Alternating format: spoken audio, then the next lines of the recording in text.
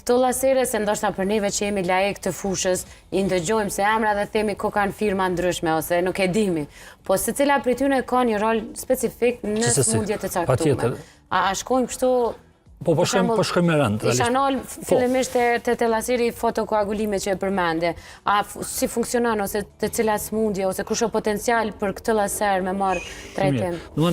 Të dimi, si çdo laser është aparat ndryshe, është aparat i veçantë. Nuk është një laser përdorëm për... Për krejtë që të shka po flasin. Çdo laser është aparat ndryshe. Flasim për laser fotokoagulimin, realisht kjo paraqet një përdorim të laserit që krijon nxehtësi. Një fanyrë, që po thëmë krijon nxehtësi? Se efekti ti është efekt termik, që ne e përdorim të pacientët që janë më së shumti që ka gjetur përdorimi është të pacientët që kanë retinopati diabetike.